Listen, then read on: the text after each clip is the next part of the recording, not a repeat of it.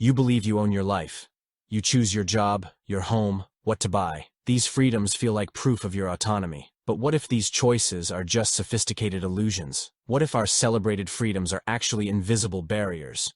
A cage so cleverly designed we don't even see the bars? Karl Marx, one of history's most incisive social critics, put it bluntly in Capital Volume 1. The worker belongs to capital before he has sold himself to the capitalist. This unsettling perspective forces us to confront an uncomfortable question. In a world where economic systems shape our every move, who truly owns your life? Let's start by looking at what most people think is the cornerstone of their economic freedom: the ability to choose their employer. In today's society, this is held up as proof of our liberty. Don't like your job? Quit and find another one. But Marx would have us ask a deeper question. Is the freedom to choose between different masters the same as actual freedom? In Wage, Labor, and Capital, Marx cuts through this illusion. The free laborer sells himself, and indeed, sells himself piecemeal. He belongs not to this or that bourgeois, but to the bourgeoisie, the bourgeois class. The choice between employers is not a choice between freedom and slavery. It's merely a choice between different forms of slavery. Think about it. When you wake up in the morning, do you freely decide whether to work today? For most people,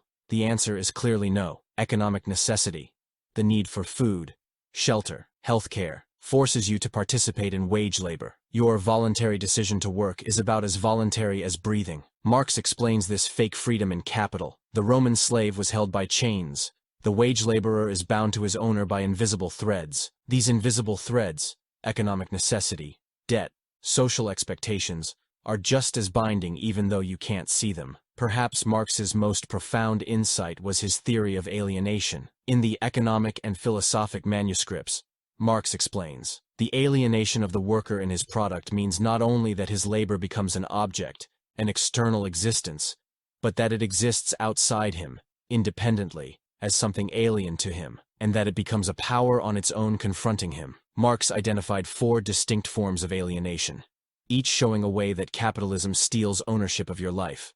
First, workers are alienated from the product of their labor. You create, but you do not own what you create. The fruits of your labor belong to someone else. Second, workers are alienated from the act of production itself. Marx puts it starkly. Labor is external to the worker. It is not his spontaneous activity. It belongs to another. It is the loss of his self. Instead of being a creative expression, work becomes merely a means to survival. Third, workers are alienated from their species being, or human nature. Marx believed that productive, creative labor was the essence of human nature. Under capitalism, this essence is twisted, and labor becomes a mere commodity. Fourth, workers are alienated from other human beings. As Marx and Engels write in The Communist Manifesto, capitalism has left remaining no other nexus between man and man than naked self-interest, than callous cash payment. In Capital, Marx describes this state with brutal clarity. In handicrafts and manufacture, the worker makes use of a tool. In the factory, the machine makes use of him. You become an attachment to the production apparatus, a cog in the machine of capital accumulation.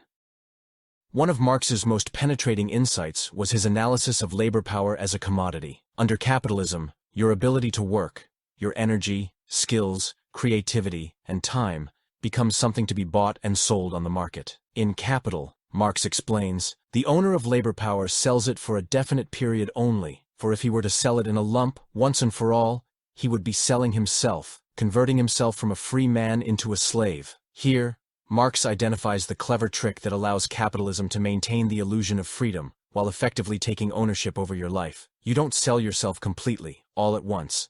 That would be slavery. Instead, you sell yourself in pieces, by the hour, by the week, by the month. But is selling your life in segments really different from selling it all at once? Is renting yourself out by the hour meaningfully different from being owned outright? Marx didn't think so. He observed, during working hours the laborer belongs to the capitalist. For most of your waking life, you belong to someone else. Your time is not your own. Your energy is not your own. Your creative capacity is not your own. Marx explains in Wage, Labor, and Capital, the cost of production of a worker is restricted almost entirely to the means of subsistence that he requires for maintenance and for the propagation of his race. In modern terms, your wages are not determined by the value you create, but by the cost of reproducing your labor power, what it takes to get you back to work tomorrow. At the heart of Marx's critique of capitalism is his theory of surplus value, the mechanism by which capital extracts ownership of your life. Marx explains this process with a vivid metaphor in Capital. Capital is dead labor, that, vampire-like, only lives by sucking living labor, and lives the more labor it sucks. This striking image, capital as a vampire, feeding on the lifeblood of workers, captures the parasitic relationship between the owners of capital and those who must sell their labor power to survive. Imagine you're employed by a company that pays you $20 per hour. In a typical 8-hour workday, you generate $160 worth of value for your employer. But do you actually produce only $160 worth of value in those 8 hours? Absolutely not.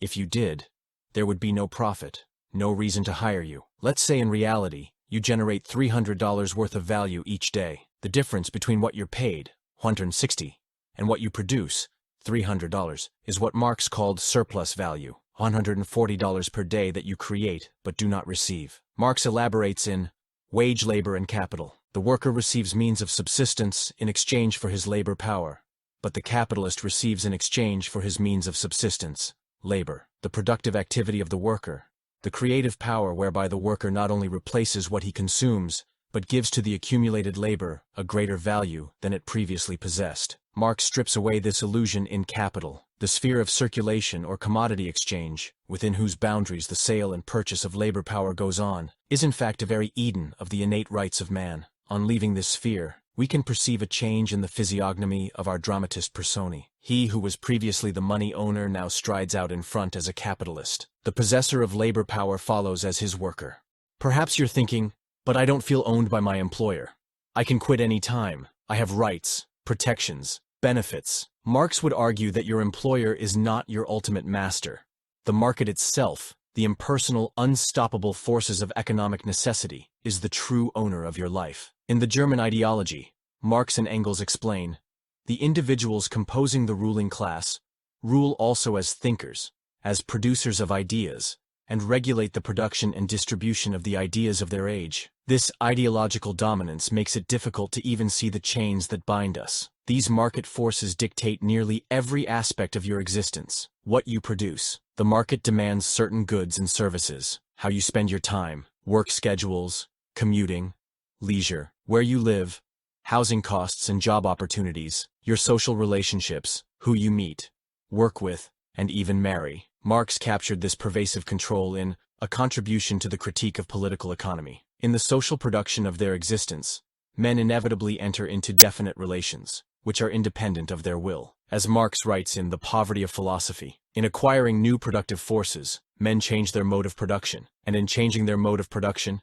in changing the way of earning their living, they change all their social relations. The hand mill gives you society with the feudal lord, the steam mill, society with the industrial capitalist. We now live in the age of the digital mill, but the underlying dynamic remains. The owners of the means of production effectively own the lives of those who must sell their labor power to survive. One of the most troubling aspects of this arrangement is how thoroughly most people accept it as natural, inevitable, even desirable. Marx called this phenomenon false consciousness, the process by which the exploited come to identify with the interests of their exploiters. In The German Ideology, Marx and Engels explain, the ideas of the ruling class are in every epoch the ruling ideas.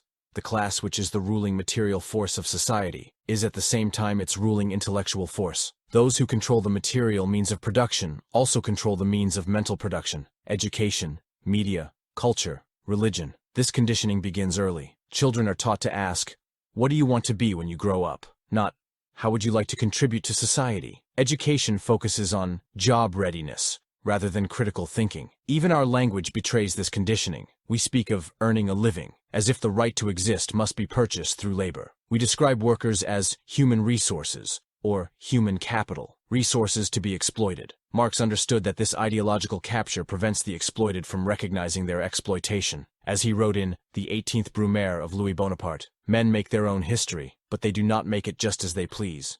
They do not make it under circumstances chosen by themselves, but under circumstances directly encountered, given and transmitted from the past. You might be thinking, but Marx was writing about 19th century industrial capitalism. Surely things have changed. While the forms have evolved, the underlying dynamics remain fundamentally unchanged.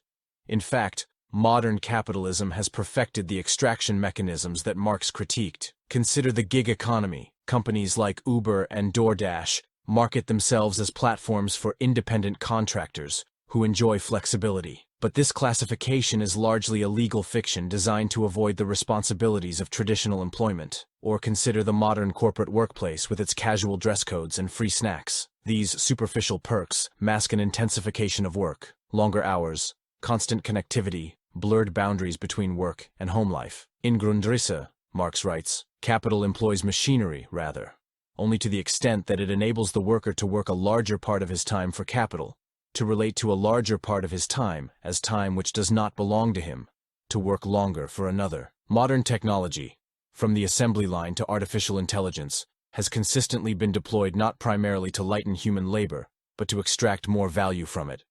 When we speak of ownership, we typically think of material possessions, but Marx understood that the most profound theft under capitalism is not of things, but of human possibilities. In The German Ideology, Marx and Engels describe their vision of a communist society where it is possible for me to do one thing today and another tomorrow, to hunt in the morning, fish in the afternoon, rear cattle in the evening, criticize after dinner, just as I have a mind, without ever becoming hunter, fisherman, shepherd, or critic. This vision stands in stark contrast to life under capitalism, where most people are forced into narrow specializations, where the vast majority of their time is claimed by work that serves others' purposes. Marx captured this tragedy in Capital. Time is the room of human development. A man who has no free time to dispose of, whose whole lifetime, apart from the mere physical interruptions by sleep, meals, and so forth, is absorbed by his labor for the capitalist, is less than a beast of burden. As Marx explains in Capital, the advance of capitalist production develops a working class,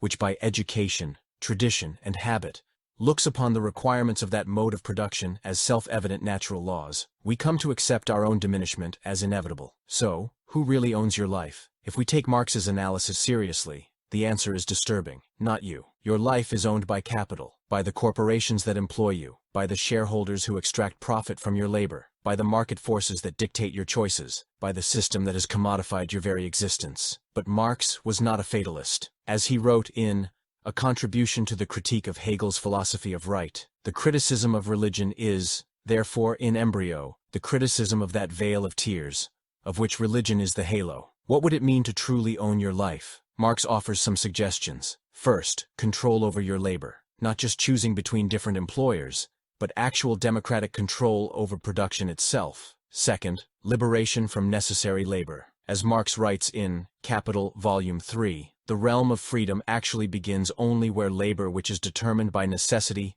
and mundane considerations ceases. Third, the overcoming of alienation, reconnecting with the products of your labor, with the activity of production itself, with your human nature, and with other human beings. Fourth, the replacement of market anarchy with rational planning, not centralized bureaucratic control, but democratic coordination to ensure that production serves human needs rather than profit. These transformations would amount to a fundamental shift in the ownership of life, from capital to humans themselves, from the few to the many, from abstract economic forces to concrete democratic decisions. As Marx declared in The Communist Manifesto, the proletarians have nothing to lose but their chains. They have a world to win. So I ask you again, who really owns your life?